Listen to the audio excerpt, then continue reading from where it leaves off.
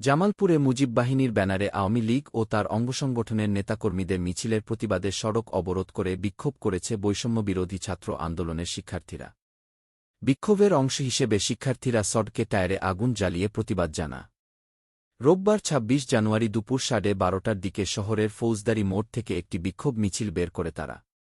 মিছিলটি দয়াময়ী মোড়ে এসে শেষ হয়। পরে সেখানে অবস্থান নিয়ে শিক্ষার্থীরা প্রতিবাদ কর্মসূচি চালিয়ে যায়। শিক্ষার্থীরা জানায়, জামালপুরে ৫ আগস্টের পর থেকে বিভিন্ন স্থানে ছাত্রলীগ ও আওয়ামী লীগের ব্যানারে মিছিল করা হচ্ছে। এর প্রতিবাদে তারা আজ দয়াময়ী চত্বরে অবস্থান কর্মসূচি পালন করেছে। তারা দাবি করে, প্রশাসন রাঘব বোয়ালদের গ্রেফতার না করে চুনোপুটিদের আটক করছে এবং পরে জামিনে মুক্তি দিচ্ছে। তারা এই অবস্থার প্রতিবাদ জানিয়ে আইনশৃঙ্খলা বাহিনীর ব্যর্থতার দায় স্বীকারের পাশাপাশি স্বরাষ্ট্র উপদেষ্টার পদত্যাগ দাবি করে।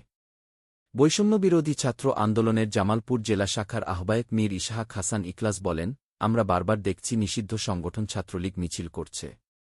মাত্র ২ দিন আগেও আওয়ামী লীগের ব্যানারে প্রকাশ্যে মিছিল করা হয়েছে। এর দায় প্রশাসনকে নিতে হবে।